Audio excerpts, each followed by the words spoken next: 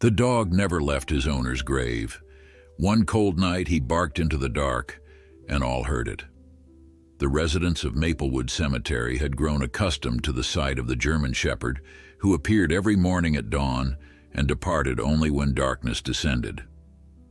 Rain or shine, snow or sweltering heat, the loyal canine maintained his vigil at the modest granite headstone marked Benjamin Walker, beloved teacher, friend, and guardian. 6 months had passed since the funeral, yet the dog's devotion never wavered. The groundskeeper, Harold Finch, a weathered man in his 60s with kind eyes that had witnessed countless griefs, had taken to leaving bowls of water and food near the grave. At first he had tried to approach the animal to offer comfort or perhaps find him a new home, but the dog, whom Harold had started calling Shadow for his constant presence, would retreat several paces, watching warily until the old man backed away. That dog loved his master something fierce. Harold often told visitors who inquired about the unusual guardian. Never seen loyalty like that in all my years here. What the groundskeeper didn't mention was how Shadow would howl softly when the cemetery emptied of visitors, a mournful sound that seemed to carry all the grief in the world. Harold had taken to leaving the groundskeeper's shed unlocked during particularly harsh weather, though Shadow rarely accepted the shelter, preferring to press his body against the cold stone, as if warmth might still be found there. On this particular evening in late October, the sky darkened earlier than usual as storm clouds gathered on the horizon. Harold glanced toward Benjamin Walker's grave before locking the cemetery gates. Shadow was there as always, head resting on paws, amber eyes reflecting the fading light. "Storm's coming, boy," Harold called. "Shed's open if you want it." The dog lifted his head slightly, acknowledging the man's voice before returning to his somber watch. Harold shook his head sadly and turned away, hurrying to his truck as the first fat raindrops began to fall. The storm that night was particularly violent, with lightning splitting the sky and thunder that shook the ancient oaks surrounding the cemetery. Few people in Maplewood remembered when the last storm of such ferocity had visited their small town. Power lines fell, transformers blew, and by midnight, the entire community was shrouded in darkness. Shadow remained at his post despite the deluge, his thick fur soaked through, body shivering but resolute. As midnight approached, a particularly violent thunderclap shook the ground beneath him, and for the first time in 6 months, the dog's attention was drawn away from the grave. His ears perked up, his nose twitched, and a low growl rumbled in his chest. Something was different. Something had changed. The rain continued to pour, but Shadow was now fully alert, his gaze fixed on the far corner of the cemetery where the oldest graves lay beneath gnarled trees. Another flash of lightning illuminated the graveyard, and in that brief electric moment, Shadow saw movement, a figure darting between the ancient tombstones. The dog rose to his feet, water cascading from his fur. His instincts, honed by years of service beside Benjamin Walker, pulled him in 2 directions: maintain his vigil or investigate the disturbance. For several heartbeats he remained frozen in indecision, torn between duty and the training that still coursed through his veins. A soft sound, almost imperceptible beneath the storm's fury, made the decision for him. It was the sound of metal against stone, faint but distinctive to Shadow's sensitive ears. Someone was in the cemetery. Someone who didn't belong. With one last glance at his master's headstone, Shadow moved silently through the rain-soaked grounds, his paws finding purchase on the slippery earth with practiced precision. As he drew closer to the old section, he slowed his approach, using the gravestones and monuments as cover. 3 figures huddled around an ancient tomb, their faces obscured by hooded raincoats. The beam of a flashlight bobbed erratically as they worked at something on the ground. Shadow crept closer, his military training from years as Benjamin Walker's partner in the K-9 unit guiding his every move. "Hurry up," one of the figures hissed. "The storm won't cover us forever." "These old locks are tougher than they look," another replied, the voice strained with effort. Besides, no one's out in this weather. We've got time. Shadow's hackles rose as he recognized what they were doing. The tomb they were attempting to breach belonged to the town's founder, Ezekiel Maplewood, whose final resting place was rumored to contain historical artifacts of significant value. Benjamin had once mentioned how local legends often drew treasure hunters and thieves. For the first time since his master's death, Shadow felt purpose flood his aging body. These people were desecrating sacred ground. His ground. The ground he had protected alongside Benjamin for 7 years before retirement, the ground that now held his beloved master. Shadow moved without conscious thought, years of training taking over. He circled silently until he was downwind of the intruders, then paused, gathering his strength. At 13, he was no longer the formidable force he had once been, but tonight, with rain soaking his fur and thunder masking his approach, age seemed to fall away. The crack of metal giving way was followed by a triumphant whisper. "Got it! Help me lift this!" Shadow charged.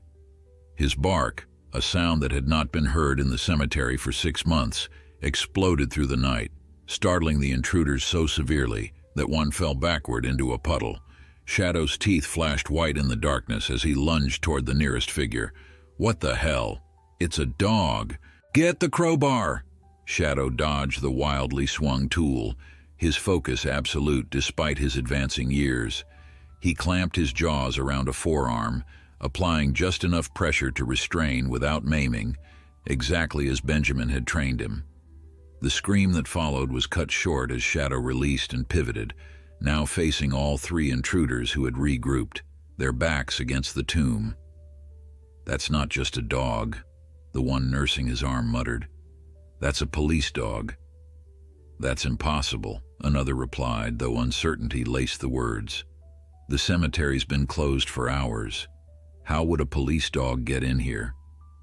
Shadow stood his ground, rain streaming down his face, teeth bared in warning. In his mind, Benjamin was beside him, steady hand on his back, calm voice giving commands. For the first time in 6 months, Shadow felt whole again, felt his purpose return. The intruders backed away slowly, but Shadow advanced with measured steps, herding them toward the cemetery gates. When one made a sudden move to the left, Shadow's growl deepened, and the man froze. "Let's get out of here," the injured one said. "This isn't worth it." They retreated gradually, Shadow matching their pace, never allowing them to separate or circle back toward the tomb. When they reached the gates, one fumbled with the lock they had broken to gain entry. As they slipped through the opening, Shadow halted his pursuit, watching as they disappeared into the stormy night. For several long minutes, the dog remained vigilant at the gate, ensuring the threat had truly passed. Then, as if released from a spell, his shoulders sagged. The burst of energy that had carried him through the confrontation ebbed away, leaving his old bones aching and his wet fur hanging heavily from his frame.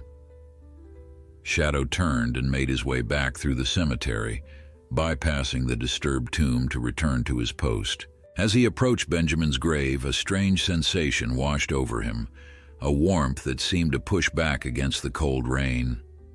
For a moment, just a heartbeat, he thought he caught a familiar scent on the wind, impossibly fresh and real. The dog paused, nose lifted, searching. Thunder rolled overhead, but it seemed distant now, the storm moving past. Shadow took the final steps to the headstone and settled into his usual position, his body curved protectively around the place where Benjamin lay. As his eyes grew heavy with exhaustion, Shadow could have sworn he felt the ghost of a hand stroke his wet fur, heard the echo of a beloved voice say, "Good boy, Shadow, good boy." For the first time since the funeral, Shadow slept deeply beside his master's grave, his duty fulfilled, if only for one stormy night. Morning arrived with brilliant clarity, the storm having washed the world clean. Harold Finch arrived earlier than usual, concern for Shadow driving him to the cemetery before his official start time. What he found stopped him in his tracks. The cemetery gates hung open, their lock broken. Cursing under his breath, Harold hurried inside, his heart racing as he imagined vandalism or worse. His eyes immediately sought out Benjamin Walker's grave, fear for Shadow's welfare foremost in his mind. Relief flooded him when he spotted the German Shepherd in his usual place, apparently unharmed. But as Harold drew closer, he noticed something unusual. Shadow was not lying down as he typically did, but sitting at attention, his posture alert and focused, as if standing guard. "You okay, boy?" Harold called softly. To his astonishment, Shadow turned to look at him directly, something the dog had rarely done in the 6 months of his vigil. There was a new awareness in those amber eyes, a sharpness that hadn't been there before. Harold approached slowly, giving Shadow time to retreat if he wished, but the dog remained in place, watching him with intelligent eyes that seemed to communicate something important. "What happened here last night, boy?" Harold murmured, noticing the muddy paw prints that led away from Benjamin's grave and back again. "Did you go somewhere?" Shadow stood suddenly, making Harold step back in surprise. Then, instead of shying away as he always had before, the dog moved toward the old groundskeeper, stopping just a few feet away. He looked up at Harold, then turned his head toward the older section of the cemetery. "You want to show me something?" Harold asked, barely believing he was having this interaction with the previously withdrawn animal. Shadow took a few steps in that direction, then looked back at Harold expectantly. "All right then," Harold said, grabbing his radio from his belt. "Lead the way." The dog led him directly to Ezekiel Maplewood's tomb. Harold gasped when he saw the damage, the broken lock, the scratches around the stone door, the obvious signs of attempted entry. "Grave robbers," he muttered, lifting his radio to call the police. "And you stopped them, didn't you, boy?" Shadow circled the tomb once, nose to the ground, then returned to Harold's side. There was something different about the dog now, a purpose that hadn't been there yesterday. It was as if the previous night's events had awakened something dormant within him. Officer Melissa Chen arrived 20 minutes later, her patrol car crunching over the gravel path. She was young for her position, barely 30, with keen eyes that missed little and a reputation for thoroughness. Shadow retreated a few paces at her approach, but didn't return to Benjamin's grave as he might have done previously. "Morning, Harold," Melissa said, nodding to the groundskeeper before surveying the damage. "Looks like someone knew what they were after." "Probably after the Founder's artifacts," Harold replied. "Local legend says Ezekiel was buried with a gold pocket watch and some Revolutionary War documents." Melissa crouched to examine the scratches on the lock. "Professional job, not random vandals." She glanced at Shadow, who was watching her from a respectful distance. "That's Benjamin Walker's dog, isn't it? The K-9 officer who passed last spring?" Harold nodded. "Shadow. Been here every day since the funeral. But something's different today. He's the one who showed me this." He gestured toward the tomb. "I think he might have scared them off last night during the storm." Melissa's eyebrows rose. "Really? That would explain these." She pointed to several distinct footprints preserved in the mud, and alongside them the clear imprint of dog paws. "Looks like they ran from something." She straightened and approached Shadow carefully, speaking in the soft but authoritative tone used by officers trained to work with police dogs. "Hey there, Shadow. Remember me? I worked with Benjamin a few times." Shadow's ears pricked forward at the mention of his master's name. He studied Melissa for a long moment before taking a tentative step toward her. "That's it," she encouraged. "I'm one of the good guys." To Harold's amazement, Shadow closed the distance between himself and the officer, allowing her to gently place a hand on his head. The dog's tail, which had hung limp for months, gave a slight, almost imperceptible wag. "Well, I'll be," Harold whispered. Melissa smiled, though her eyes were sad. "Benjamin was a good man. Taught me a lot when I first joined the force." She looked back at the damaged tomb. "I'm going to need to take some photos and dust for prints. Also, Harold, have you checked the rest of the cemetery for damage?" The groundskeeper shook his head. "Came straight here when I saw the gates were broken. Haven't had a chance to do my rounds yet." "Let's take a look then," Melissa suggested. "Shadow might be able to help us determine if our visitors disturbed anything else." As they walked the cemetery grounds, Shadow stayed close to Melissa, occasionally darting ahead to investigate a sound or scent before returning to her side. The change in his behavior was remarkable, as if the previous night's events had reawakened the working dog within him. They found no further damage, though Melissa discovered fresh tire tracks near the service entrance, suggesting the intruders had parked there to avoid being seen from the road. "I'll get forensics out here to make casts of these," she said, taking photos with her department-issued camera. "Though I'm not optimistic. Last night's rain probably washed away most of the useful evidence." She turned to Harold. "Can you check if there are security cameras nearby? Maybe at the funeral home across the street?" Harold nodded. "I'll ask Doris Kemp at the funeral home. She's usually good about sharing footage when we need it." As they made their way back toward the main entrance, Shadow suddenly stiffened, his attention caught by something near the cemetery's storage shed. The dog trotted over, nose working furiously at the ground. Melissa followed, her hand instinctively moving to the weapon at her hip. "What is it, boy?" Shadow pawed at something half buried in the mud. Melissa knelt and carefully extracted the object, a small metallic tool with a specialized tip. "Lockpick," she said, holding it up for Harold to see. "Professional grade. Our visitors last night weren't amateurs." She produced an evidence bag from her pocket and sealed the tool inside. "This might give us something to work with." Shadow seemed pleased with the discovery, moving closer to Melissa as if seeking approval. She rewarded him with gentle praise and a scratch behind the ears that made the old dog lean into her touch. "You've still got it, don't you?" she said softly. "Once a police dog, always a police dog." Harold watched the interaction with a mixture of hope and worry. For 6 months, Shadow had existed in a state of suspended animation, his sole purpose being his vigil at Benjamin's grave. Now, something had changed. The dog was engaging with the world again, showing signs of his former training and purpose.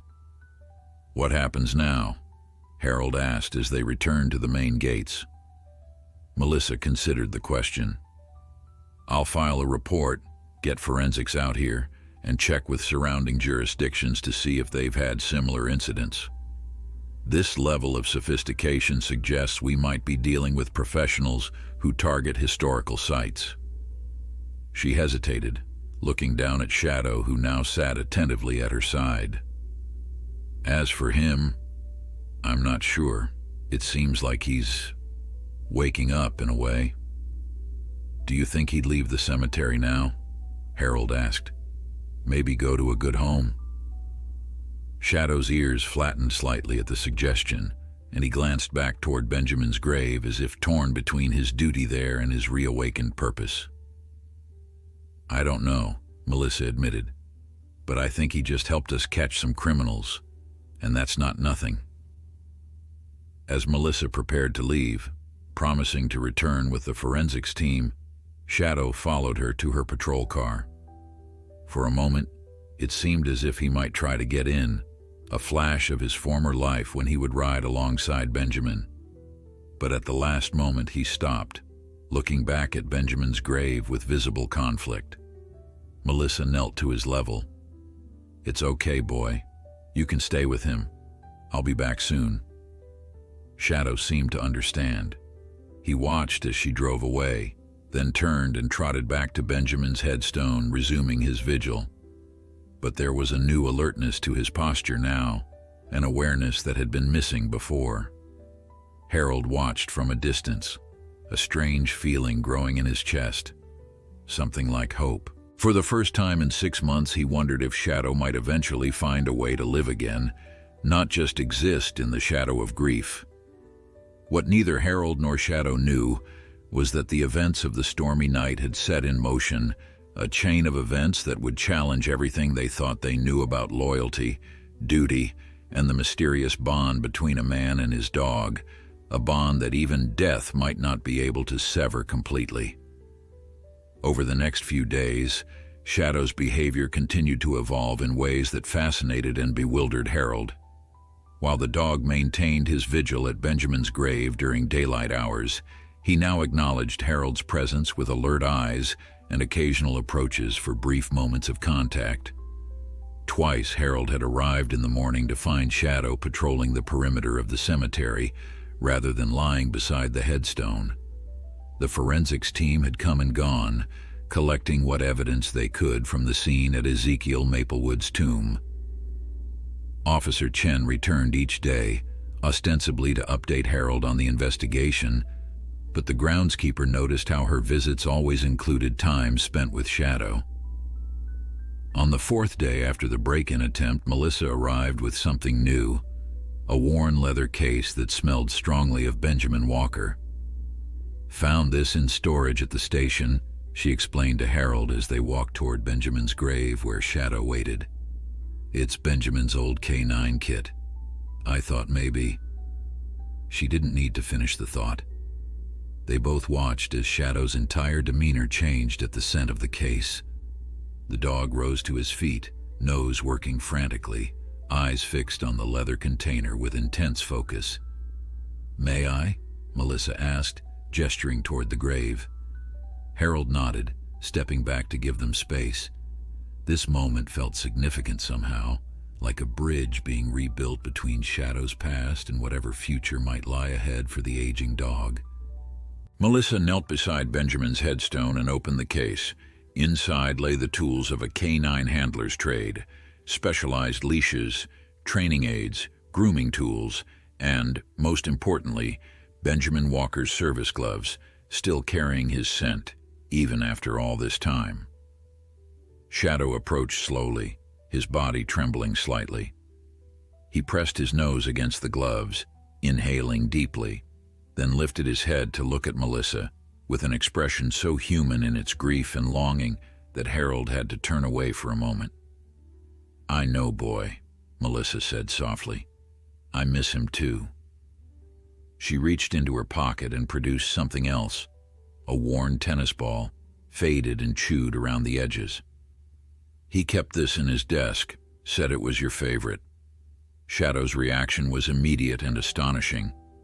The dog's entire body seemed to lighten, his tail lifting slightly, a soft whine escaping his throat. When Melissa placed the ball in front of him, Shadow nudged it gently with his nose, then looked up at her with what could only be described as expectation. "You want to play?" she asked, her voice catching slightly. Shadow backed up a few paces, his posture communicating readiness in a language as old as the bond between humans and canines. Melissa picked up the ball and threw it, not far, just a gentle toss across the open grass near Benjamin's grave.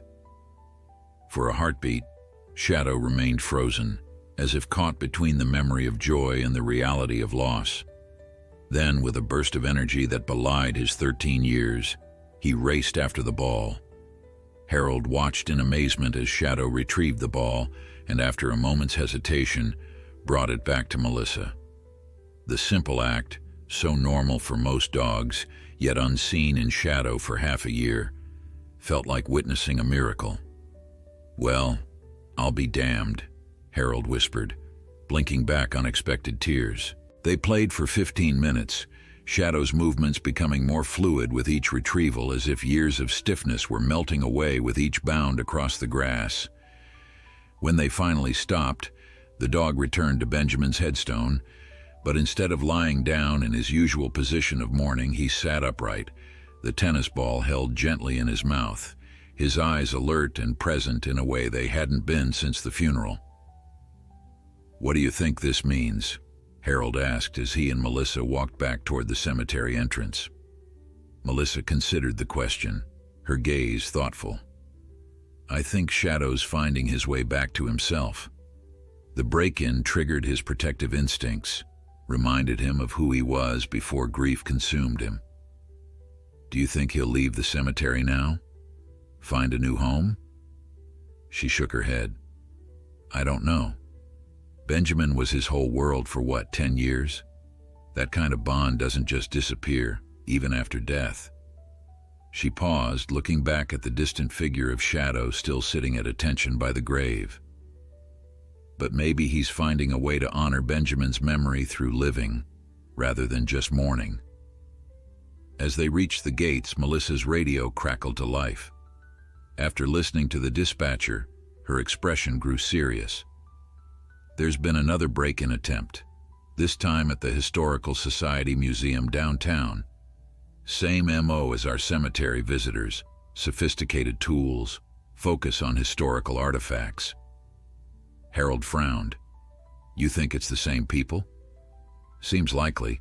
They didn't get anything here thanks to Shadow, so they've moved on to another target." She checked her watch. "I need to get down there. Will you keep an eye on Shadow? Let me know if anything changes." Harold assured her he would, then watched as she drove away, lights flashing, but sirens silent in respect for the cemetery's solemn purpose. When he turned back, he was startled to find Shadow standing just a few feet away, watching Melissa's departing vehicle with evident interest. "She'll be back, boy," Harold said. "She's just got some police business to take care of." Shadow looked at him directly, the tennis ball still in his mouth, then back toward the now distant patrol car. The conflict in the dog's posture was obvious, duty to his deceased master versus the pull of purpose that had defined his working life.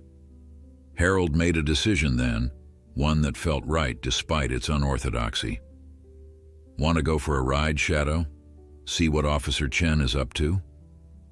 The dog's ears pricked forward at the suggestion, his body language shifting from uncertainty to alert interest. 10 minutes later, Harold's pickup truck pulled up across the street from the Historical Society Museum, Shadow sitting tensely in the passenger seat. The scene was controlled chaos. Police cruisers with flashing lights, officers interviewing witnesses, crime scene tape cordoning off the building's entrance. "There she is," Harold said, pointing out Melissa as she emerged from the museum's front doors with an older man who appeared to be explaining something with animated gestures. Shadow whined softly, his gaze fixed on the familiar officer. "Hang on, boy. We can't just barge into a crime scene." But Shadow had other ideas. Before Harold could react, the dog had pushed his nose against the half-open window, widening the gap enough to squeeze his head and shoulders through. With the agility of a much younger animal, he wriggled out of the truck window and dropped to the pavement below. "Shadow, wait!" Harold called, fumbling with his seatbelt. But the German Shepherd was already crossing the street with purpose, navigating between parked police vehicles with the confidence of an animal who belonged among them. Officers turned in surprise as the dog trotted past, heading directly for Melissa. She spotted him when he was halfway across the museum's front lawn, her expression cycling rapidly from shock to confusion to something like understanding. "Shadow," she called. The dog increased his pace, arriving at her side with the tennis ball still clutched firmly in his mouth, his posture alert and ready, a working dog reporting for duty. The older man beside Melissa, the museum director, Harold assumed as he hurried to catch up, looked down at Shadow in bewilderment. "What's this? Whose dog is this?" Melissa placed a hand on Shadow's head, a smile tugging at her lips despite the seriousness of the situation. "This, Director Phillips, is potentially our most valuable witness from the cemetery break-in." Harold arrived, breathless from his rush across the street. "I'm sorry, Officer Chen. He just jumped out of the window when he saw you. I couldn't stop him." Melissa waved away his apology, her attention focused on Shadow, who was now sniffing the ground near the museum steps with evident interest. "What's he doing?" Director Phillips asked, watching as the dog moved methodically along the building's foundation. "He's working," Melissa replied softly, a note of wonder in her voice. "He's actually working the scene." They followed as Shadow traced a path around the side of the building, his nose hovering just above the ground, following some scent invisible to human senses. At the rear entrance where the break-in had occurred, he became particularly animated, circling a specific area repeatedly before looking up at Melissa with clear intent. "I think he's found something," she said, crouching to examine the spot. There, partially hidden in the soil of a flower bed, was a small fabric patch, perhaps torn from a jacket or bag during the intruder's hasty escape when the alarm had sounded. "Evidence collection team missed this," Melissa remarked, pulling out a fresh evidence bag. "Good boy, Shadow, good boy." The dog stood a little taller at the praise, dropping the tennis ball to give a soft bark of acknowledgement, the first voluntary sound Harold had heard him make since Benjamin's death. As they walked back to the front of the museum, Director Phillips eyed Shadow with newfound respect. "Remarkable animal. Is he officially part of the investigation now?"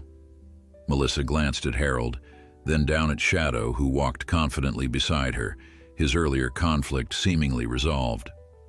"I think," she said carefully, "he just officially added himself to the investigation team."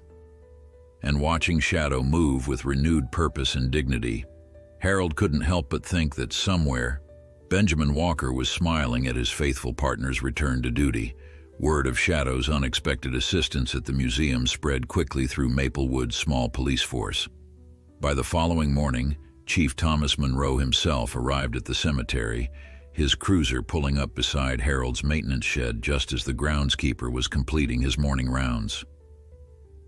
"Morning, Harold," the chief called, a stocky man in his 50s whose serious demeanor was softened by kind eyes. "Heard you've got a four-legged detective working with you these days." Harold smiled, leaning on his rake. "He's something special, that's for sure. Changed overnight, almost like..." "Like what?" Chief Monroe prompted when Harold trailed off. The groundskeeper shrugged, embarrassed by his half-formed thought. "Almost like Benjamin told him it was time to get back to work. Sounds foolish when I say it out loud." Chief Monroe's expression turned thoughtful. "Not as foolish as you might think. Benjamin Walker was the best K-9 handler this department ever had. The connection between those two was something special." He glanced toward Benjamin's grave where Shadow sat at his usual post. "Mind if I say hello to him?" "Be my guest," Harold replied. "He's more sociable these days, especially with police officers. It's like he remembers who he is again." They walked together toward the grave, Shadow tracking their approach with alert eyes. When the dog recognized the chief, his ears perked up and his tail gave a slight wag. "Hello, old friend," Chief Monroe said, kneeling despite his creaky knees to offer his hand to Shadow. The dog sniffed it carefully, then allowed a brief pat before stepping back. "Still the professional, I see." The chief straightened, his gaze lingering on Benjamin's headstone. 7 years as partners. They had the highest arrest record in the department.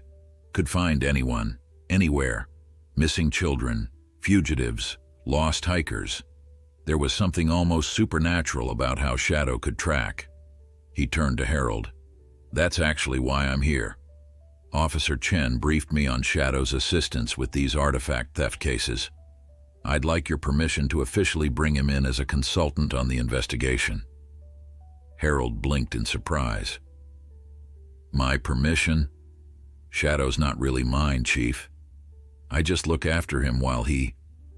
He gestured toward the grave. Legally speaking, Benjamin left Shadow to his sister in Atlanta, but she couldn't take him due to her apartment's restrictions and Shadow's attachment to Benjamin. She signed temporary custody papers giving the cemetery authority as his caretaker until more permanent arrangements could be made. I didn't know that, Harold admitted. No one ever told me the full story. Chief Monroe nodded. It was a difficult time. Shadow refused to leave the gravesite after the funeral.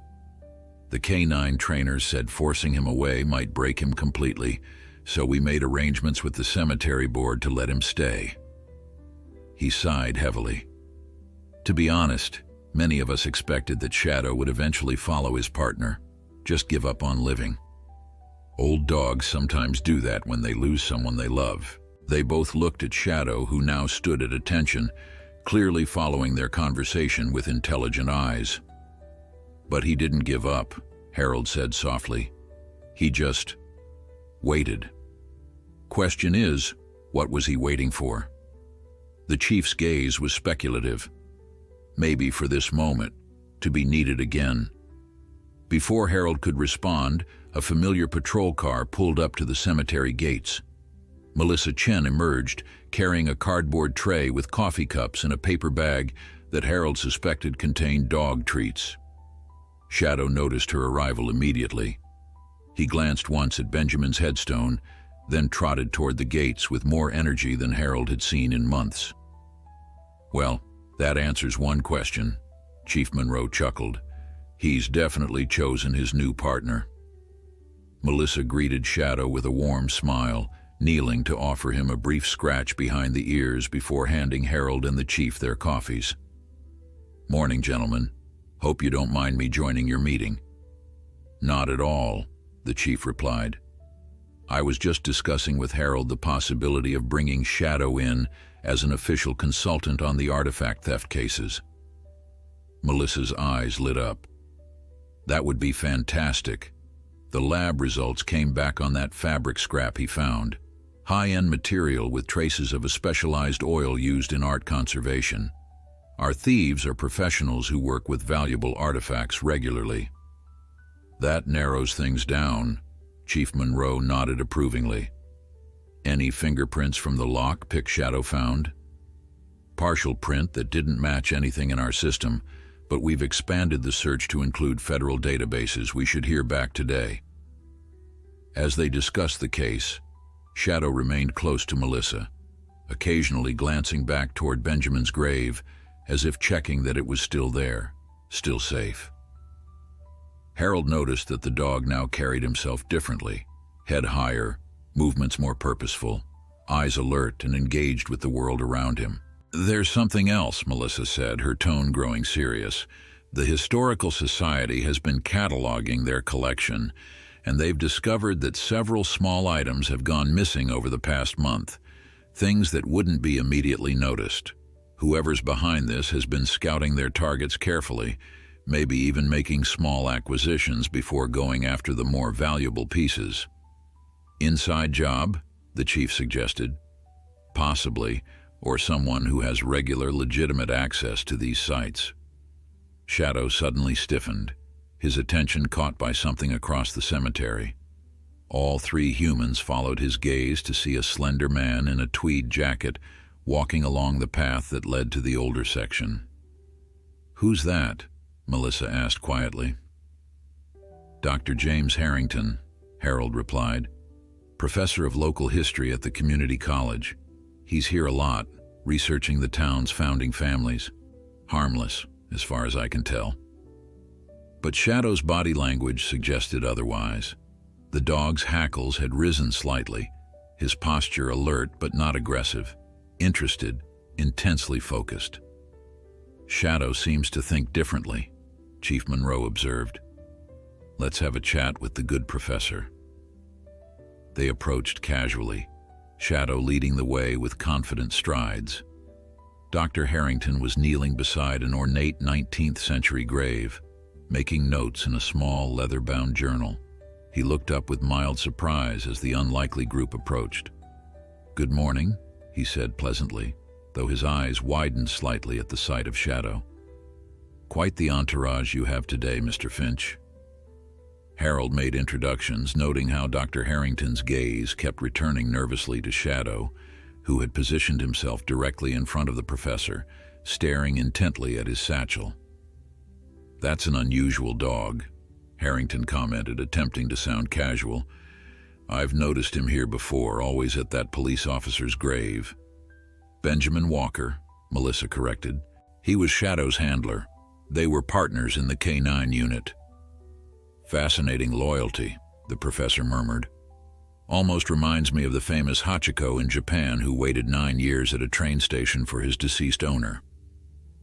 Chief Monroe stepped forward slightly. "Dr. Harrington, we're investigating some attempted thefts of historical artifacts in town. I understand you have expertise in local history." "Yes, it's my specialty. In fact, I've been consulting with the Historical Society on their new exhibit." Harrington's hand tightened almost imperceptibly on his satchel. "Has something happened there?" "There was an attempted break-in last night," Melissa explained, watching his reaction carefully. "How terrible." His concern seemed genuine, though Shadow's continued focus on the man's bag was telling. "Was anything taken?" "Thankfully, no. The alarm scared them off." Shadow suddenly moved closer to Harrington, nose working frantically around the satchel. The professor pulled it away reflexively. "Your dog seems very interested in my bag," he said with a nervous laugh. "I assure you, it's just research materials." Chief Monroe's expression remained neutral. "Would you mind showing us, Professor? Shadow here has a nose for evidence related to our case." Harrington hesitated, then with obvious reluctance, opened his satchel. Inside were notebooks, pens, a small digital camera, and several plastic bags containing what appeared to be soil samples. "I take samples from different areas of historical interest," he explained quickly. "Dating techniques can reveal information about when certain areas were developed or disturbed." Shadow's interest intensified at one particular sample, causing Harrington to pale visibly. "That's just from near the Maplewood tomb," he said defensively. "For comparison with other founder sites." Melissa exchanged a glance with the chief. "Professor, where were you last night during the storm?" "At home, grading papers. I live alone, so I don't have witnesses, if that's what you're asking." His tone had turned cold. "Am I under suspicion for something?" "Just gathering information," Chief Monroe assured him smoothly. "We'd appreciate if you could come to the station later today to make a formal statement. Your expertise in local history might help us understand what these thieves are targeting." Harrington agreed, though his earlier warmth had vanished entirely. As he packed up his belongings and walked briskly away, Shadow watched him go with unwavering attention. "What do you think?" Harold asked once the professor was out of earshot. "I think," Melissa said slowly, "that Shadow just identified our first serious suspect." Chief Monroe nodded in agreement. "And I think it's time to make Shadow's consultant status official. We're going to need his nose if we want to get to the bottom of this case." As if understanding the significance of the moment, Shadow turned to look at Benjamin's grave one last time, then sat at attention beside Melissa, ready for whatever might come next, a guardian not just of his master's rest, but of his master's legacy. The Maplewood police station buzzed with unusual energy that afternoon. Word had spread quickly that Shadow, the loyal dog who had maintained a 6-month vigil at Officer Walker's grave, was now assisting with an investigation. Officers who had known Benjamin stopped by Melissa's desk to greet the German Shepherd, many with misty eyes and stories of his former handler. Shadow sat beside Melissa's desk, wearing a specially made vest that Chief Monroe had ordered rushed from the department's equipment supplier. The patch read, "Consultant," rather than K9 Unit, a distinction that acknowledged both Shadow's unique status and his retirement from official police work. "How's he doing?" Chief Monroe asked, pausing by Melissa's workspace where she was organizing case files. "Surprisingly well," she replied, glancing down at Shadow, who maintained a dignified posture despite the bustle around him. "It's like he remembers everything about being here," But there's a calmness to him that's different from most working dogs. He's not anxious or overexcited. The chief nodded thoughtfully. Age and experience, and maybe something more. He lowered his voice. I've been thinking about what Harold said this morning, about Benjamin somehow telling Shadow it was time to get back to work. Melissa looked up, surprised to hear such sentiments from her pragmatic superior. I know how it sounds, the chief continued with a small, self-conscious smile. But I've seen enough in my 30 years of police work to know there are some things we can't easily explain. The timing of Shadow's awakening, for lack of a better word, seems significant. Before Melissa could respond, the station's front door opened and Dr. James Harrington entered, his tweed jacket exchanged for a more formal blazer, his manner stiff and defensive. Shadow immediately focused on him, a low rumble, not quite a growl, emanating from his chest. Easy, Melissa murmured, placing a calming hand on Shadow's back. Chief Monroe greeted the professor and led him to an interview room, with Melissa and Shadow following. Harrington eyed the dog nervously as they settled around the small table. Is the animal really necessary for this conversation? He asked, placing his satchel, the same one from the cemetery, possessively on his lap. Shadow is assisting with this investigation, the chief replied mildly. His presence has already proven valuable. They began with standard questions about Harrington's background and his work with historical artifacts. The professor answered readily, explaining his 20-year career studying Maplewood's founding period. I'm particularly interested in the personal effects of Ezekiel Maplewood and his contemporaries, Harrington explained, warming to his subject. There are rumors that Ezekiel possessed documents that could significantly alter our understanding of the Revolutionary period in this region. These would be valuable documents, Melissa asked. Historically invaluable. Monetarily, he shrugged. To the right collector, perhaps worth a considerable sum. Throughout the interview, Shadow maintained his focus on Harrington's satchel. When the professor shifted it to the floor beside his chair, the dog's attention followed. Professor, Chief Monroe said after they had covered the basic facts, would you allow us to search your bag? Shadow seems quite interested in it. Harrington's expression tightened. I showed you its contents this morning. Just research materials. Then you won't mind if we have another look. After a tense moment, Harrington placed the satchel on the table with evident reluctance. This feels like harassment based on a dog's behavior. I'm not sure my attorney would approve. We're just being thorough, Melissa assured him, opening the bag. The contents were similar to what they had seen that morning: notebooks, sampling equipment, plastic bags of soil. Shadow's nose worked frantically as each item was removed, until Melissa reached a small, padded case near the bottom. The dog immediately became more alert, a soft whine escaping him as he fixed his gaze on the case. What's in here, Professor? Melissa asked, holding up the padded container. Harrington's composure slipped slightly. Just some artifacts I'm authenticating for the Historical Society.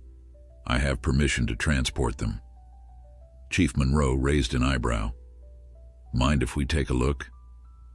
When Harrington hesitated, the chief added, We can call Director Phillips to verify your authorization.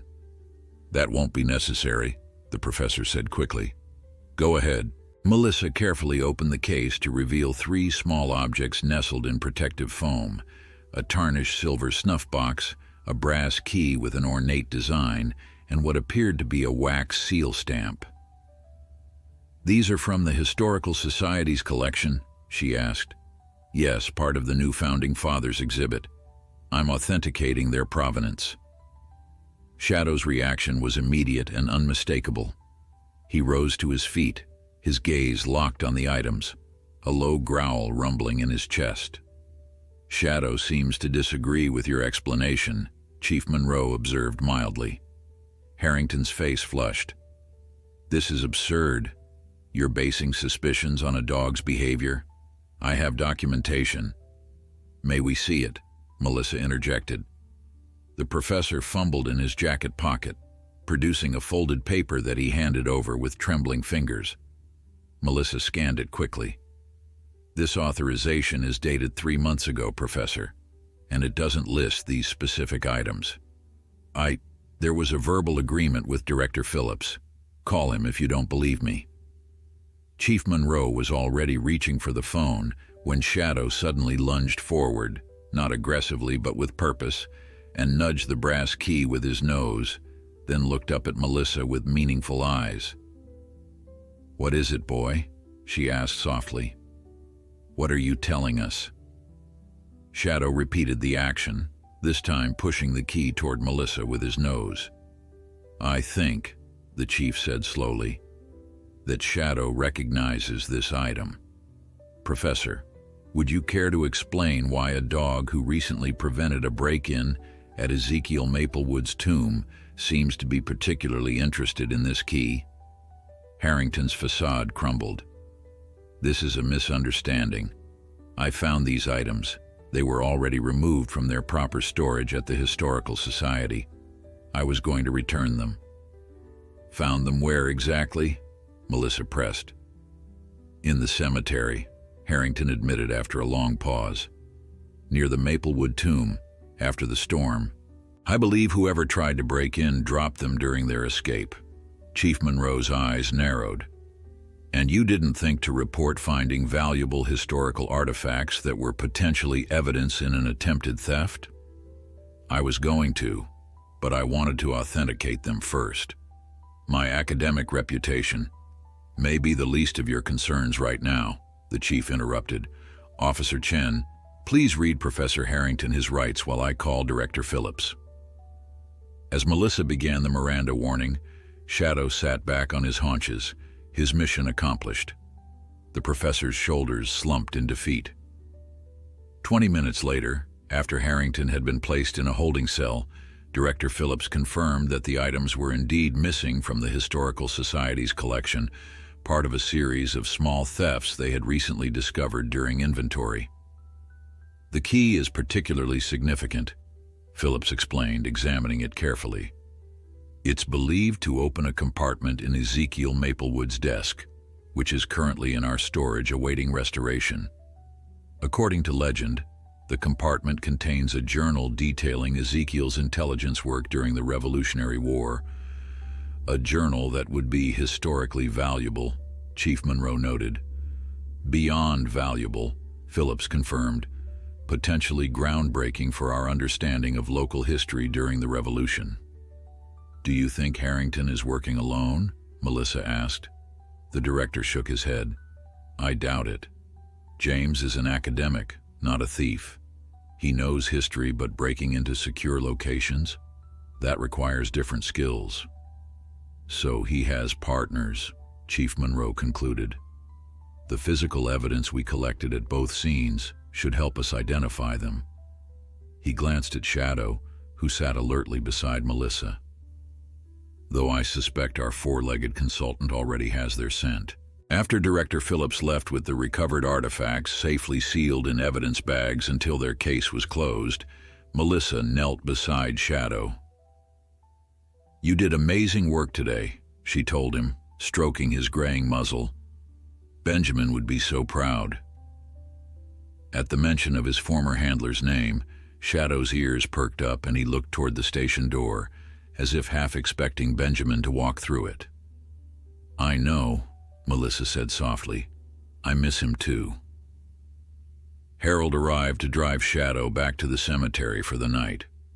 Despite the dog's new role in the investigation, everyone agreed that he should maintain his connection to Benjamin's grave, at least for now. "He was incredible today," Melissa told Harold as they walked Shadow to the truck. "It's like he knew exactly what evidence we needed." Harold nodded, watching as Shadow climbed into the passenger seat with the dignity of an elder statesman. Benjamin used to say Shadow could read his mind sometimes, maybe he still can.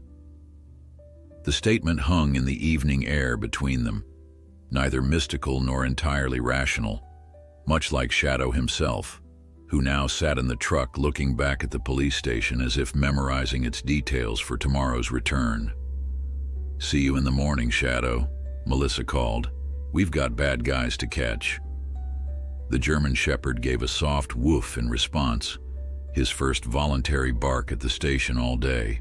It sounded to both humans who heard it remarkably like a promise.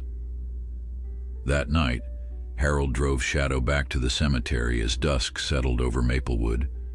The groundskeeper had expected the dog to immediately resume his vigil at Benjamin's grave, but instead, Shadow insisted on a thorough patrol of the grounds. Harold followed with a flashlight as the German Shepherd methodically checked the perimeter fence, the storage buildings, and finally the Maplewood tomb where the entire mystery had begun. "You're really taking this security consultant job seriously, aren't you?" Harold remarked as Shadow sniffed intently around the tomb's restored lock. Only after completing his inspection did Shadow return to Benjamin's grave. Harold watched from a respectful distance as the dog settled beside the headstone, noticing how he positioned himself differently than before, alert, vigilant, like a sentry rather than a mourner. "I'll be back in the morning, boy," Harold called softly, turning to leave. "Good night." As the groundskeeper's footsteps faded, Shadow remained awake, his ears tracking every nocturnal sound, the rustling of leaves, the distant hoot of an owl, the occasional car passing on the road beyond the cemetery gates. The night held no threats, yet Shadow maintained his watch until well past midnight when finally his eyes grew heavy. In the space between wakefulness and sleep, a familiar scent seemed to surround him, the unmistakable presence of Benjamin Walker. Shadow's eyes flew open, searching the darkness for his master. The cemetery was empty, bathed in moonlight, yet the scent remained, not a memory but something immediate and real. Shadow rose to his feet, turning in a circle, seeking the source. A whisper of movement caught his attention near the oak tree that stood 20 paces from Benjamin's grave. The dog froze, his senses straining to confirm what seemed impossible. For just a moment, a heartbeat no more, Shadow thought he glimpsed a familiar figure standing beneath the ancient tree. Then it was gone, if it had ever been there at all.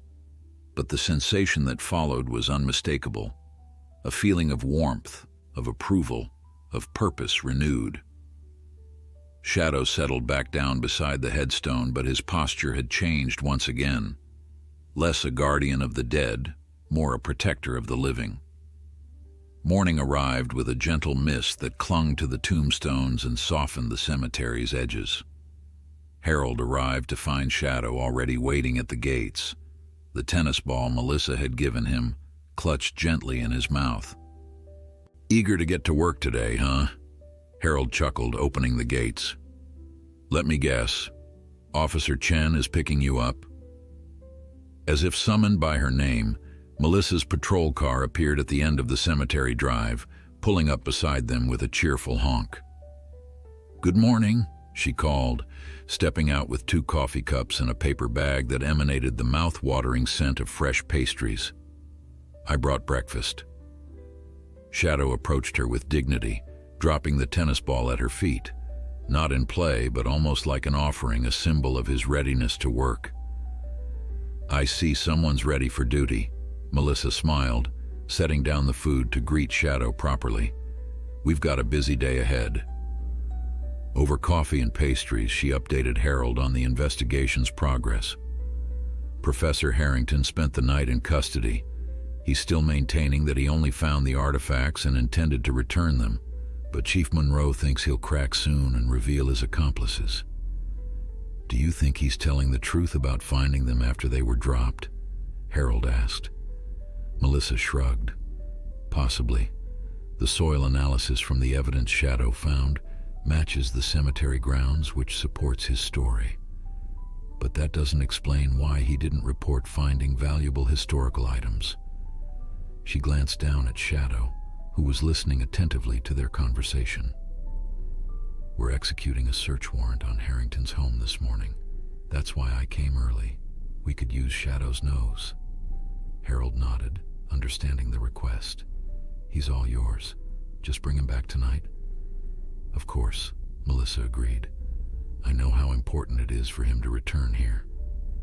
The drive to Professor Harrington's home took them through Maplewood's historic district, where stately Victorian houses stood as testament to the town's prosperous past.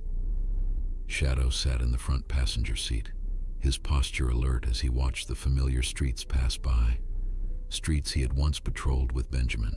As they turned onto Elm Street, Shadow suddenly stiffened, his attention caught by something ahead. Melissa slowed the car, following his gaze to a slender man in a dark jacket walking briskly away from them. "What is it, boy? Do you recognize someone?" Shadow gave a soft, low growl, not aggressive, but definitely alerting. Melissa pulled over, watching as the man turned down a side street. "Want to check it out?"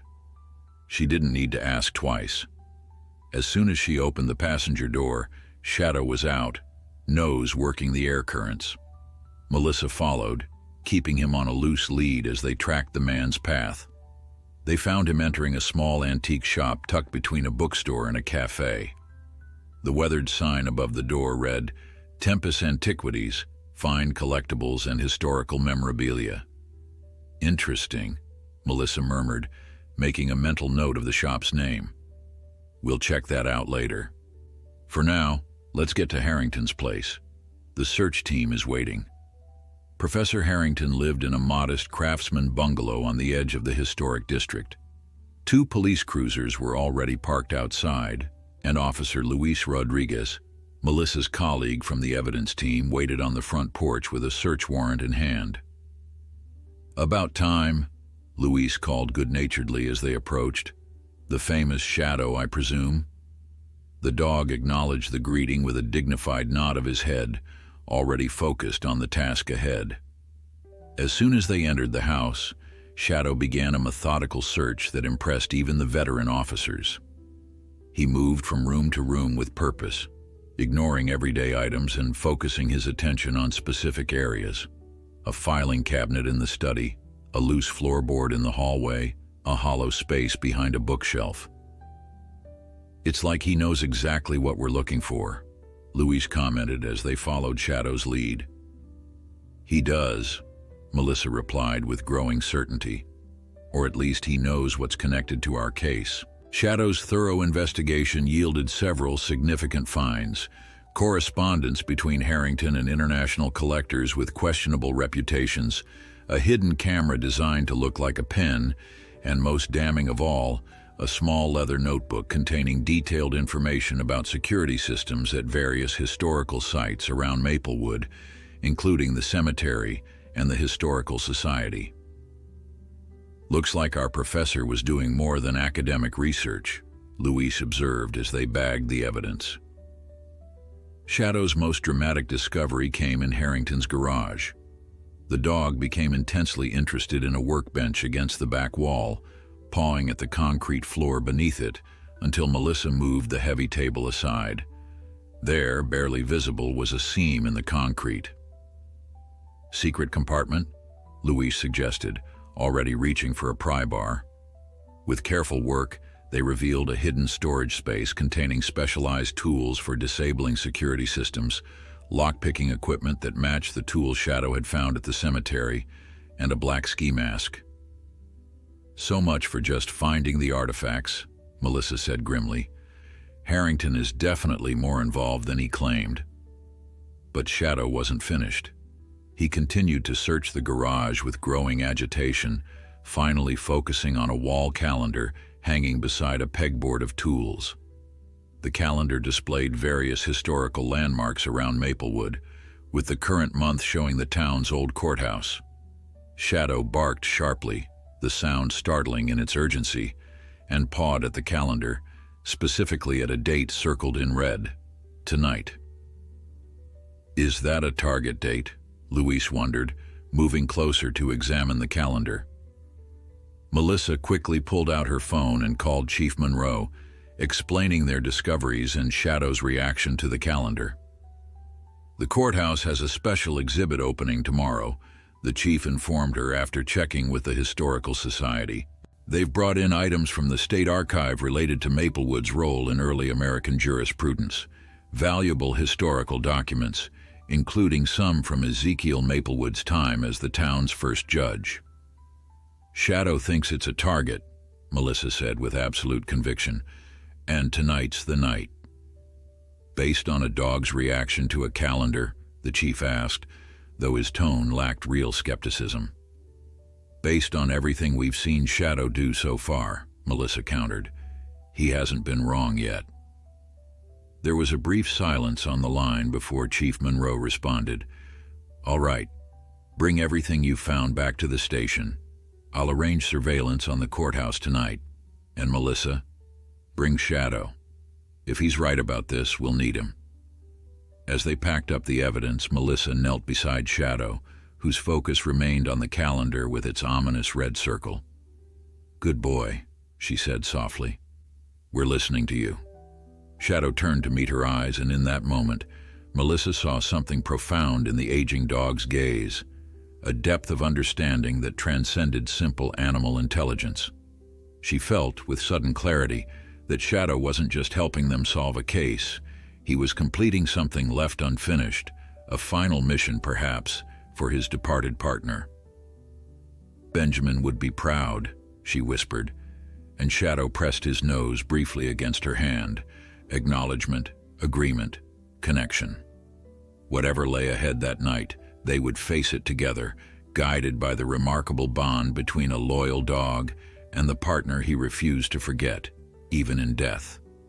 Dusk settled over Maplewood as Chief Monroe briefed his team in the station's conference room. A detailed floor plan of the historic courthouse was spread across the table, with key entry points and security measures highlighted in different colors. Shadow sat attentively beside Melissa, his focus unwavering as the chief outlined their strategy for the night ahead. Based on evidence recovered from Professor Harrington's residence, we believe at least 3 individuals are involved in this operation, Monroe explained, gesturing to photos of the specialized equipment they had discovered.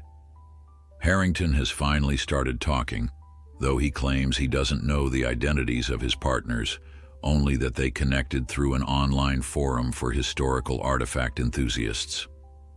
He maintains they approached him because of his academic credentials, Melissa added, offered him access to rare documents in exchange for information about local historical collections. Luis Rodriguez, who would be coordinating surveillance from a van parked near the courthouse, pointed to the building's rear service entrance. This is likely their entry point. Minimal visibility from the street, and the alarm system here is older than the rest of the building, scheduled for an upgrade next month. Chief Monroe nodded. We'll have officers positioned here, here, and here. He indicated spots on the floor plan. But we don't move in until we confirm criminal activity. If Shadow's right about tonight, we want to catch them in the act. Everyone glanced at the German Shepherd, who maintained a dignified posture despite being the center of attention. The initial skepticism some officers had expressed about following a dog's lead had evaporated in the face of Shadow's impressive track record. Questions? The chief asked, scanning the room.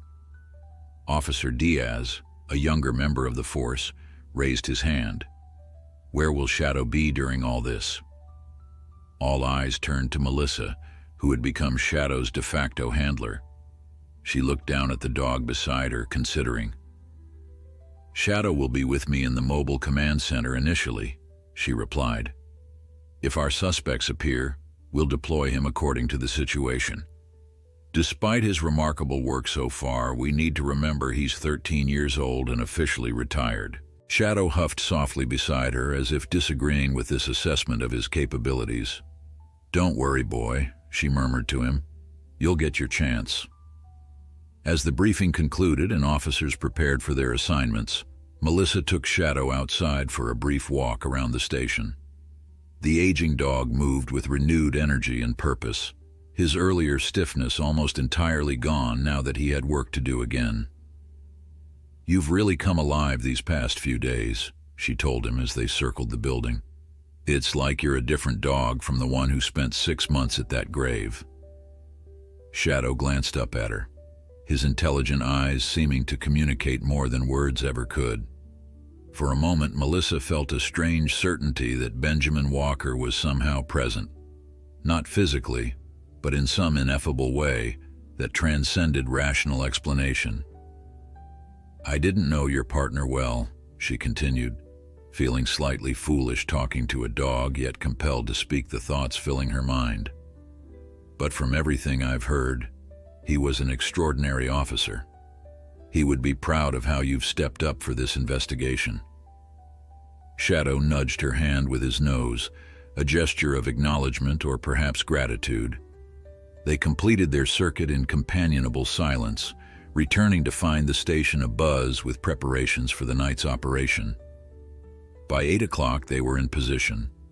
Melissa and Shadow sat in the surveillance van with Luis, monitoring feeds from hastily installed cameras covering the courthouse's exterior. Other officers were stationed strategically around the building, maintaining communication through radio earpieces. "All units, check in." Chief Monroe's voice came through the radio.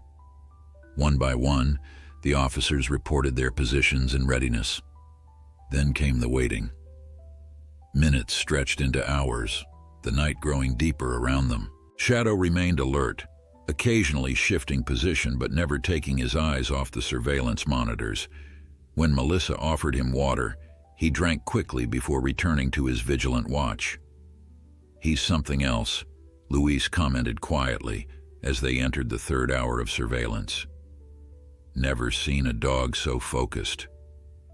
Melissa nodded, her own admiration for Shadow growing with each passing day. Benjamin used to say Shadow had an old soul, like he understood things on a deeper level than most humans, let alone dogs. "You believe that?" She considered the question, watching Shadow's intent gaze on the monitors. "I'm starting to." At precisely 11:42 p.m., Shadow suddenly stiffened, a low growl rumbling in his chest. Melissa immediately focused on the monitors, scanning for any sign of movement. "There," Luis pointed to the bottom left screen showing the courthouse's rear entrance. A shadow moved across the frame, then another. "All units, we have movement at the south entrance," Melissa reported into her radio. "At least 2 subjects approaching the building." Shadow's growl deepened as a third figure appeared on camera, this one moving with more confidence than the others, approaching the service door with what appeared to be specialized equipment. "That's our lock specialist," Luis observed. "Same MO as the cemetery and museum attempts." They watched as the figure worked on the door while the other 2 kept lookout. Within minutes, the door was open, and all 3 slipped inside. "Subjects have entered the building," Melissa reported, moving to Phase 2. Per their plan, officers would now close in on the building, securing all exits while another team prepared to enter from the main entrance. Shadow, however, had other ideas. The moment the suspects disappeared inside, he rose to his feet, pacing anxiously in the confined space of the van. "He wants to go in," Luis observed unnecessarily. Melissa hesitated, torn between the operational plan and Shadow's obvious determination. The dog looked at her with intense focus, then at the door of the van, his message clear: "Let me do my job." "Chief," she radioed, requesting permission to deploy Shadow. "He's agitated, and I believe he can help us locate the suspects inside more efficiently than a room-by-room search." There was a brief pause before Chief Monroe responded. "Permission granted, but maintain visual contact with him at all times. This isn't a solo K9 deployment." "Understood," Melissa acknowledged, already reaching for Shadow's lead. To Luis, she added, "Keep us coordinated through the radio. Let the entry team know we're coming in." Outside the van, the night air was cool and still. Shadow immediately oriented himself toward the courthouse, leading Melissa at a brisk pace that belied his advanced years. They approached the main entrance where 2 officers waited to provide backup. "Entry team is ready at the east door," one of them informed her quietly. They'll move on your signal. Melissa nodded, then knelt beside Shadow. Okay, boy, she whispered. We follow your lead, but we do this carefully. Understand? Shadow's intelligent eyes met hers, and she could have sworn he nodded slightly before turning his attention back to the building before them. All units, we are entering through the main doors, she radioed. Shadow will track the suspects. Entry team, move in on my mark.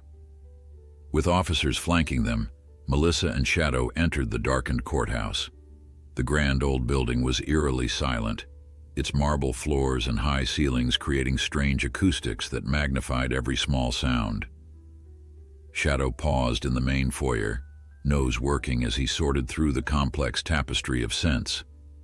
After a moment's consideration, he led them confidently toward the east wing where the special exhibition was being prepared. They moved silently, Melissa keeping Shadow's lead loose to allow him freedom of movement while maintaining the connection between them. As they approached the exhibition hall, Shadow slowed, his body language shifting from eager pursuit to cautious stalking. Melissa signaled to the officers behind her to halt, then crouched beside Shadow, listening intently. Voices drifted from the partially open doors ahead, hushed, urgent tones discussing something inside the exhibition space. Almost got it, one voice murmured. This glass case is more sophisticated than the professor indicated. Hurry up, another replied tensely. Something doesn't feel right tonight. Shadow looked up at Melissa, waiting for her command. She nodded once, then whispered into her radio. Suspects located in the main exhibition hall. 3 individuals, actively attempting to breach display cases. Moving in now. With a hand signal to the officers behind her, Melissa prepared to enter the hall. But before she could take another step, a sharp sound from inside, metal striking glass, changed everything. Shadow reacted instantly, pulling forward with such sudden force that the lead slipped from Melissa's grasp. Before she could recover, the German Shepherd had pushed through the partially open doors and disappeared into the exhibition hall. "Shadow, wait," she called, all pretense of stealth abandoned as she rushed after him, weapon drawn.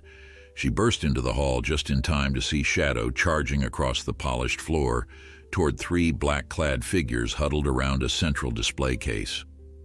At the sound of her entry, they whirled around, faces hidden behind ski masks, eyes widening at the sight of the charging dog.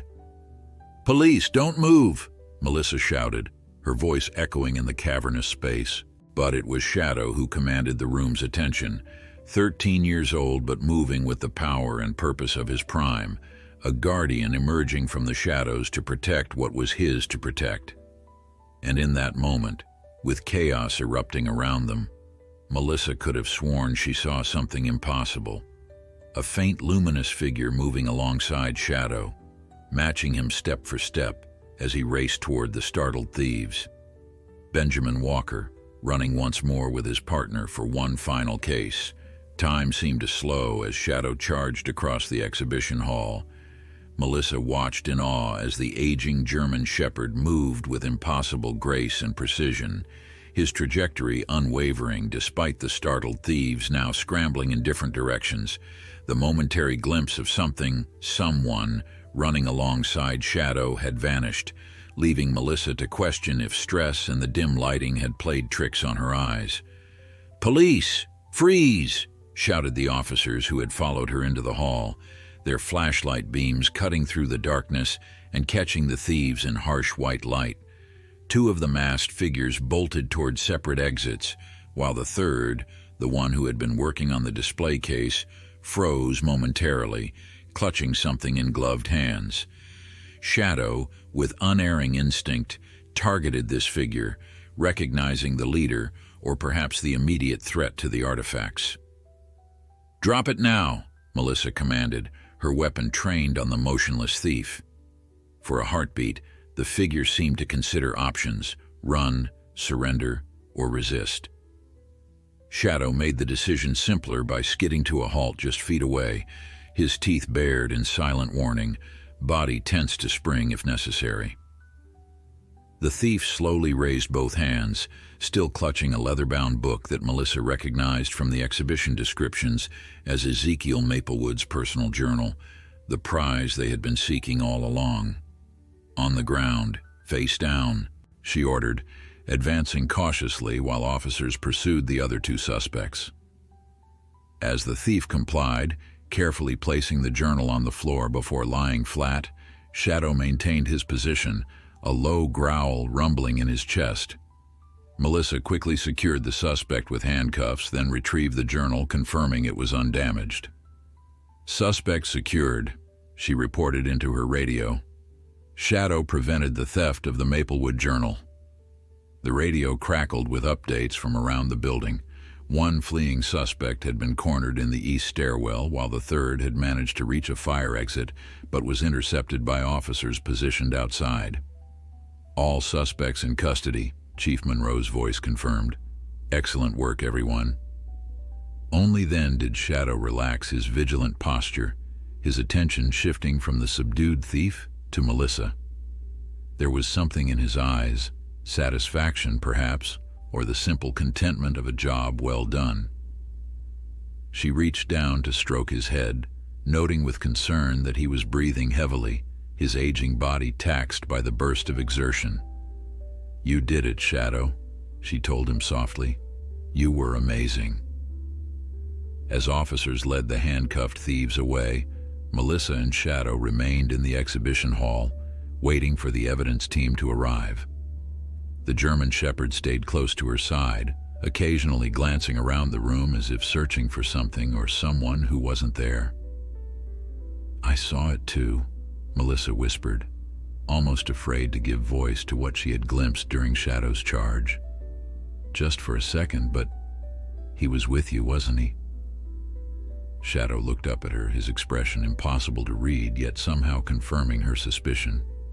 Then, with deliberate purpose, he walked to the central display case where the attempted theft had occurred.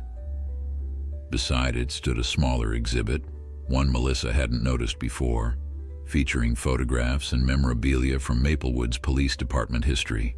Among the images was a familiar face, Benjamin Walker, standing proudly beside a younger Shadow after receiving a commendation for bravery. The photograph had been taken 5 years earlier, following a case where Benjamin and Shadow had tracked and apprehended an armed fugitive who had escaped custody during a courthouse transfer. "He brought you full circle," Melissa murmured, kneeling beside Shadow as they both gazed at the photograph. "Back to the courthouse where you worked together." Shadow pressed against her leg, a gentle weight that felt like both acknowledgement and gratitude. Chief Monroe found them there 20 minutes later, after the suspects had been transported to the station and the initial evidence processing was underway. "There you are," he said, approaching with uncharacteristic gentleness. "Quite a night." Melissa stood, gesturing toward the display case. "Shadow found this. It can't be coincidence that Benjamin and he worked a case here 5 years ago." The chief studied the photograph, then looked down at Shadow with newfound respect. "Some connections run deeper than we can understand," he said simply. He handed Melissa a preliminary report from the officers who had searched the suspects. "We've identified all three. The leader is Martin Drake, a known dealer in black market historical artifacts. The other two are local muscle with records for burglary and theft. And Professor Harrington, singing like a canary now that we've caught his partners. Turns out he met Drake at an academic conference last year. Drake convinced him that certain historical artifacts belong to the world, not locked in small-town museums. Appealed to his academic vanity." Shadow had moved away during their conversation, circling the exhibition hall with renewed purpose. Melissa watched him with growing concern, noting the stiffness returning to his gait now that the adrenaline of the chase had worn off. "He's exhausted," she observed. "I should get him back to the cemetery." The chief nodded. "Take the rest of the night. You've both earned it." He glanced at his watch. though it's nearly morning already. Indeed, the first faint light of dawn was beginning to filter through the courthouse's high windows, casting long shadows across the marble floor. Shadow returned to Melissa's side, his mission apparently complete, looking up at her with tired but satisfied eyes. The drive to Maplewood Cemetery was quiet, Shadow dozing in the passenger seat while Melissa processed the events of the night. The case was solved, the artifacts recovered, the thieves apprehended, a complete success by any measure. Yet she couldn't shake the feeling that something profound had occurred beyond the simple resolution of a criminal investigation. Harold was waiting at the cemetery gates despite the early hour, having been updated by Chief Monroe about the night's events. "Heard our boy was the hero of the hour," he said as Melissa helped Shadow from the car. "He was incredible," she confirmed. "Led us right to them, then prevented the theft of Ezekiel Maplewood's journal. If not for Shadow, they might have escaped with it." Harold nodded, not surprised in the least. Benjamin always said Shadow had a sixth sense about people and their intentions. He looked down at the dog with obvious affection. Guess that didn't change, even after. He didn't need to finish the thought. They both watched as Shadow, despite his evident fatigue, moved with purpose through the cemetery gates and along the familiar path to Benjamin's grave. There was something different about his manner now, a lightness that hadn't been there before, as if some heavy burden had been lifted from his aging shoulders. "I'll come check on him later," Harold assured Melissa. "Let him rest now." But she found herself reluctant to leave. "Do you mind if I stay a while? There's something I need to see." Harold gave her a knowing look. "Take all the time you need. I'll be in the maintenance shed if you want coffee later." Melissa followed Shadow at a distance, allowing him his privacy as he reached Benjamin's headstone. The morning light bathed the cemetery in soft gold, lending an ethereal quality to the peaceful grounds. Shadow circled the grave once, then settled into his familiar position beside the granite marker, though his posture was different now, more peaceful, less like a guard, and more like a companion simply resting beside an old friend. Melissa found a bench nearby, close enough to observe Shadow without intruding on his space. As the sun continued to rise, painting the cemetery in increasingly vibrant colors, she reflected on everything that had happened since that stormy night when Shadow had first broken his silent vigil to protect this sacred ground. A cool breeze rustled the leaves of the oak tree near Benjamin's grave, and for just a moment, a heartbeat no more, Melissa thought she saw a shimmering outline beside Shadow, a hand reaching down to stroke the loyal dog's head. Then it was gone, if it had ever been there at all. Shadow lifted his head, looking directly at Melissa with eyes that seemed to hold all the wisdom of his 13 years, and perhaps something more, something timeless and profound. Then he rested his muzzle on his paws and closed his eyes, not in grief, but in contentment. Melissa remained on the bench, a quiet witness to a bond that transcended explanation, feeling privileged to have glimpsed even the edges of such extraordinary loyalty.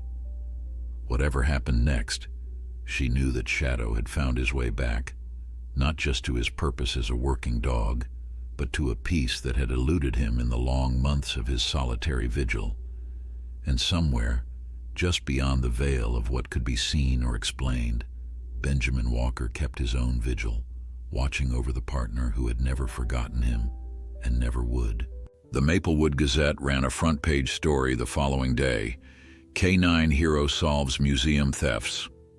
The article detailed Shadow's remarkable role in capturing the artifact thieves, complete with a photograph of the German Shepherd sitting proudly beside Chief Monroe at a press conference.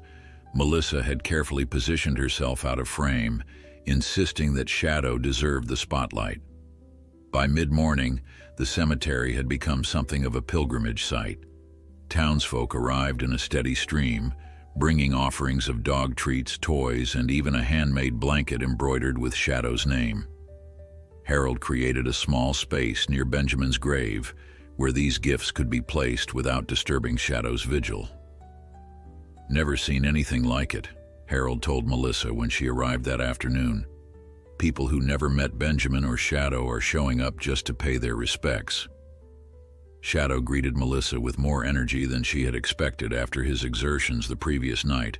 The aging dog seemed rejuvenated somehow, moving with a grace and ease that belied his 13 years. "How is he?" she asked, kneeling to accept Shadow's gentle headbutt against her shoulder, his customary greeting now. "Different," Harold replied thoughtfully. "Still stays by the grave, but he's more present, if that makes sense. Engages with visitors, especially children. Even played fetch with a little girl this morning." Melissa smiled, recalling Shadow's single-minded focus during the investigation. "It's like he completed a mission he didn't know he had. Or one he knew about all along," Harold suggested. They watched as Shadow returned to his spot beside Benjamin's headstone, settling with the dignified poise that had become his hallmark. Yet there was undeniably something changed about him, a lightness, a contentment that had been absent during his months of grieving. "I've been thinking," Melissa said hesitantly, "about what happens next for him." Harold nodded. "Me too. He's become more than just the cemetery dog. People are calling him a local hero. Chief Monroe mentioned that the department would like to recognize him officially. There's talk of a ceremony next week, presenting him with an honorary badge." Shadow's ears perked up at this, his attention caught by their conversation as if he understood every word. "He'd like that," Harold agreed. "But afterward, he still needs a real home, Melissa. A place to live out his retirement years with dignity." The unspoken question hung between them. Melissa had been pondering it since the case's resolution, turning possibilities over in her mind during sleepless hours. "I've been considering that," she admitted. "My apartment allows pets and I have a small yard. It's not much, but—" Shadow had risen from his spot and approached them, his intelligent eyes moving between their faces as if following their discussion.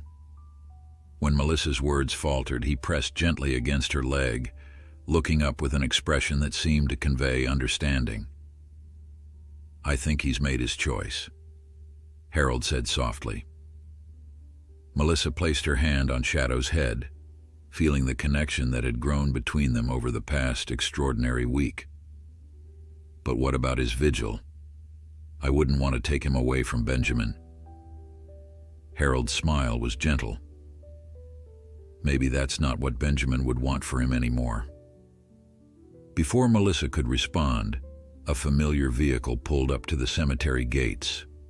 Chief Monroe stepped out, accompanied by a woman Melissa didn't recognize, middle-aged, with dark hair streaked with silver, and a face that somehow reminded her of Benjamin Walker.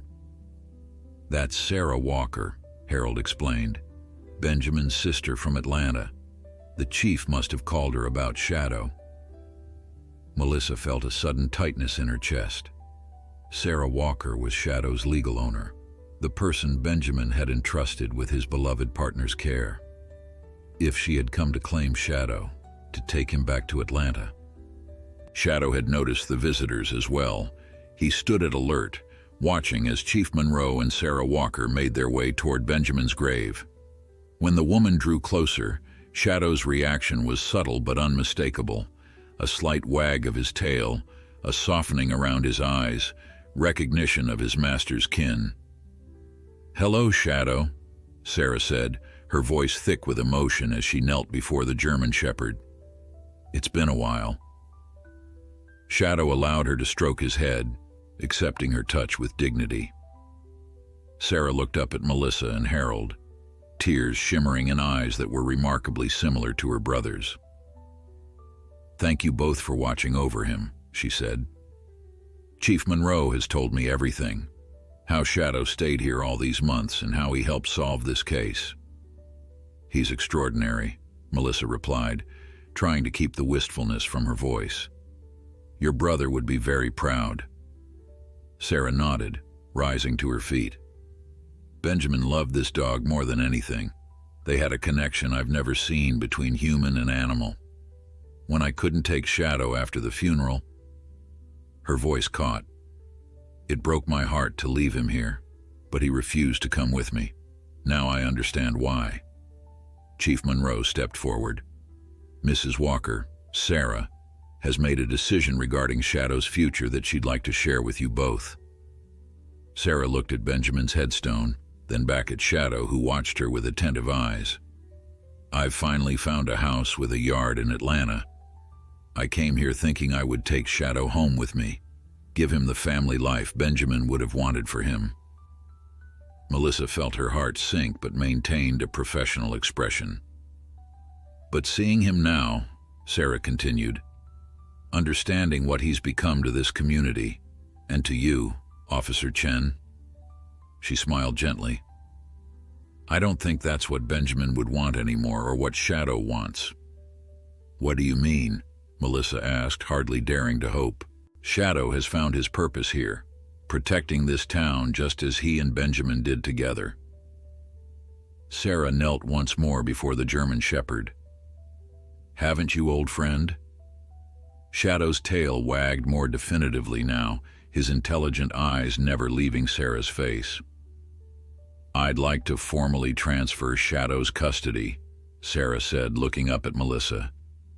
"Chief Monroe tells me you've become his de facto partner. Would you consider giving him a permanent home?" Melissa couldn't speak for a moment, overwhelmed by emotion. "I would be honored," she finally managed. "But are you sure? He's your brother's dog." "Benjamin wouldn't want Shadow to leave the place where he's needed and valued," Sarah said firmly. "My brother believed that purpose was everything, for humans and for dogs. Shadow has found his purpose again thanks to you." Chief Monroe produced a folder containing paperwork, custody transfer forms, veterinary records, even Shadow's original K9 certification documents. "There's just one condition," Sarah added, "that Shadow can still visit Benjamin sometimes, not as a vigil anymore, but as a friend remembering a friend." "Of course," Melissa assured her. "We'll come as often as he wants." Harold, who had been quietly observing the emotional exchange, cleared his throat. "Shadow will always have a place here. This cemetery has been as much his home as anywhere these past months." The formalities were completed with signatures and witnessed by Chief Monroe. As Sarah handed the folder to Melissa, she reached into her pocket and withdrew one more item, a worn leather collar with a silver tag. "Benjamin had this made when Shadow first became his partner," she explained. "He stopped using it when Shadow got his official K9 collar, but he kept it all these years. I found it among his things. I think Shadow should have it now, a reminder of where he came from even as he moves forward." The collar was simple but beautiful, the tag engraved with Shadow's name and a single word beneath it: "Faithful." With gentle hands, Melissa fastened it around Shadow's neck. The German Shepherd stood perfectly still during this impromptu ceremony, his bearing regal and dignified. When the collar was secure, he looked up at Melissa with an expression of such profound trust that it brought fresh tears to her eyes. "There's one more thing," Chief Monroe said, reaching into his jacket. "Shadow's official consultant badge. I had it expedited." He handed Melissa a polished shield mounted on a leather holder, similar to what human detectives carried but sized appropriately for a canine consultant's collar. "The department unanimously voted to make Shadow a permanent member of our investigative team, with appropriate accommodations for his age, of course," the chief explained. "If you're willing to be his handler, Officer Chen." Melissa attached the badge to Shadow's new collar, the silver gleaming against the worn leather. "What do you think, Shadow? Partners?" The German Shepherd's response was immediate and unambiguous. He pressed his head against her hand, then sat at perfect attention beside her, ready for whatever might come next. As the afternoon sun cast long shadows across Benjamin Walker's grave, Sarah knelt one last time beside the headstone, whispering something that only she and perhaps Shadow could hear. When she rose, there was peace in her eyes and the ghost of a smile on her lips. "Take care of each other," she told Melissa and Shadow. "Benjamin would be so happy to see you together." And somewhere beyond sight, perhaps he was. 2 months after the courthouse case, Maplewood settled into a gentle autumn rhythm. Leaves turned brilliant shades of copper and gold, decorating the cemetery grounds where Harold now installed a small bronze plaque beside Benjamin Walker's headstone, guardian of this place and partner to Shadow the faithful. Shadow had transitioned to life with Melissa with remarkable ease, as if he had been waiting for this new chapter to begin. Her small bungalow on Oak Street, just 6 blocks from the police station, now featured a plush dog bed in nearly every room, though Shadow most often chose to sleep beside her bed on a quilt Sarah Walker had sent, made from Benjamin's old academy sweatshirts. Each morning began with the same routine: breakfast, a walk around the neighborhood where Shadow was now a local celebrity, then a drive to the station where the German Shepherd had his own designated area near Melissa's desk, complete with water bowl and cushioned mat. Chief Monroe had made good on his promise to make Shadow an official consultant, even ordering special business cards that listed his title as K9 Investigative Specialist, retired. On this particular morning, Shadow sat attentively in the courthouse observation gallery, watching as Martin Drake and his accomplices entered pleas in the artifact theft case. The German Shepherd's dignified presence drew admiring glances from court personnel and spectators alike. "All rise," called the bailiff as Judge Eleanor Patterson entered the courtroom. Shadow rose alongside Melissa and the other officers present, an action that brought a smile to the judge's face. She had known Benjamin Walker well and had specifically requested Shadow's presence at these proceedings. "You may be seated," the judge announced, nodding slightly toward Shadow as if including him in the instruction. The German Shepherd settled back onto his haunches, alert eyes tracking every movement in the courtroom. The proceedings moved efficiently, with Drake and his accomplices pleading guilty to reduced charges in exchange for information about other historical artifact thefts across 3 states. When the judge announced the sentencing date, she made a point of noting Shadow's contribution to the case. "This court wishes to acknowledge the exceptional service of Shadow, whose actions were instrumental in preserving irreplaceable pieces of our cultural heritage," Judge Patterson declared. "His dedication reminds us that justice sometimes comes from unexpected sources." Shadow received this judicial praise with characteristic dignity, though Melissa noticed his tail sweeping once across the floor in subtle acknowledgement. After the hearing concluded, they walked through the town square where the autumn festival was in full swing. Vendors had set up colorful booths selling everything from apple cider to handcrafted jewelry, and children darted between displays with carefree laughter. Several people stopped to greet Shadow, now a minor celebrity in Maplewood. A young girl offered him a homemade dog biscuit, which he accepted with gentle courtesy after a permissive nod from Melissa. "Officer Chen," called a familiar voice.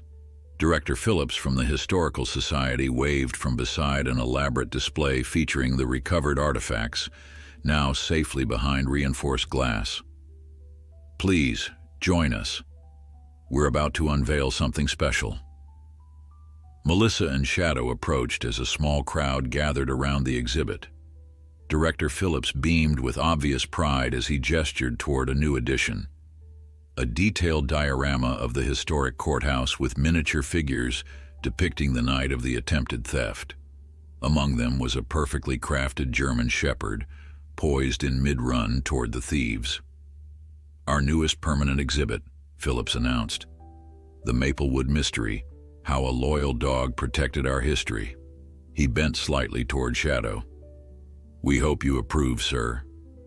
Shadow studied the display with what seemed like genuine interest, his head tilting slightly as he examined his miniature counterpart. A ripple of delighted laughter moved through the crowd at this apparently thoughtful assessment. "He approves," Melissa assured the director, feeling the warmth of community that had embraced both her and Shadow these past weeks. As afternoon approached, they made their regular visit to Maplewood Cemetery. Harold greeted them at the gates with his customary wave, having grown accustomed to their daily appearances. "Court went well?" he asked, falling into step beside them as they walked the familiar path to Benjamin's grave. "Very well." The judge made a point of acknowledging Shadow's contribution. Harold nodded approvingly. As she should. This town wouldn't have its history intact if not for him. When they reached Benjamin's resting place, Harold discreetly excused himself, giving them privacy for what had become a meaningful ritual. Shadow approached the headstone with measured steps, no longer the grief-stricken guardian maintaining an endless vigil, but a visitor paying respects to a cherished friend. Melissa settled on the small bench nearby, allowing Shadow these moments of communion. She had grown to understand that whatever connection had existed between Benjamin and Shadow, it remained in some form that defied simple explanation. "He was in court today," she said softly, speaking to the headstone as she often did during these visits. "Dignified as always. Judge Patterson specifically mentioned him in her remarks." Shadow circled the grave once, then lay down beside the headstone, pressing his body against the cool granite as if absorbing some essence from the stone itself. "I think he misses working with you," Melissa continued, her voice gentle in the cemetery's hushed atmosphere. "But he's finding his way with me. Teaching me, really. I never had a canine partner before." A cool breeze rustled through the oak tree above them, sending a shower of golden leaves spiraling down around Shadow and the grave. One leaf landed perfectly atop the headstone, balanced there as if placed by invisible hands. Melissa had grown accustomed to these small moments that seemed too perfect to be coincidence, the sunbeam that sometimes appeared precisely where Shadow lay, regardless of cloud cover, the distant sound of a whistle no one had blown, the occasional sensation of someone else's presence just beyond the edge of vision. "I'm taking good care of him," she promised the silent stone, "and he's taking good care of me." Shadow lifted his head at these words, looking toward Melissa with eyes that held wisdom beyond animal understanding. He rose with the fluid grace that had returned to his movements since their partnership began, and moved to her side, pressing against her leg in reassurance. After a few more minutes of peaceful silence, they made their way back toward the cemetery gates. Harold was waiting, a manila envelope in his weathered hands. "Almost forgot," he said. "This came for Shadow yesterday, from Sarah Walker." Melissa accepted the envelope, opening it to find a photograph she hadn't seen before. Benjamin and Shadow as a young dog, standing beside a newly planted oak tree, the same tree that now stood mature and magnificent over Benjamin's grave. A note in Sarah's handwriting explained, "Found this while organizing Ben's things. Thought Shadow might like to have it. Ben planted that oak the day Shadow completed his K9 training. Said they'd grow old together beneath it." Melissa showed the photograph to Shadow, who studied it with intensity, his nose gently touching the glossy surface where Benjamin's face smiled back at them across time. "He kept his promise," Harold observed quietly, in his own way. As they drove home through the gathering dusk, Shadow sat in his customary place in the passenger seat, the autumn wind from the half-open window ruffling his fur. At a red light, Melissa found herself studying his profile, the dignified gray muzzle, the alert ears, the intelligent eyes that had seen so much in 13 years of life. "You know," she said aloud, "I used to think your story was about loyalty to the past, about a dog who couldn't let go." She reached over to stroke his head as the light turned green. But it's not about that at all, is it? It's about finding purpose again, even after loss, about honoring what came before by moving forward. Shadow turned to look at her, and in his eyes, Melissa saw something that transcended the bond between handler and dog, a partnership of equals, each helping the other navigate the mysteries of life and death, of grief and renewal. When they arrived home, Shadow led the way up the porch steps with the tennis ball, Benjamin's tennis ball, gently carried in his mouth. At the door, he waited for Melissa, then dropped the ball at her feet with expectant eyes. "Want to play?" she asked, the familiar question now part of their evening ritual. Shadow's answer was a joyful bark that seemed to contain all the wisdom of his years, a sound that spoke of loyalty not just to those gone before, but to the life that remained to be lived, rich with purpose and connection. Melissa threw the ball into the twilight of her small backyard, watching as Shadow raced after it with the enthusiasm of a much younger dog. As he returned, ball in mouth and eyes bright with simple happiness, she felt the truth settle in her heart, like a benediction. Some bonds never break, not even in death. But the greatest gift of such extraordinary love is not that it binds us to the past, it is that it teaches us how to love again, how to move forward carrying the best parts of what came before. Shadow had taught her that. Benjamin had taught Shadow. And somewhere beyond the veil that separates the worlds, perhaps Benjamin Walker was smiling at them both, his faithful companion now guiding another heart toward healing, one game of fetch at a time.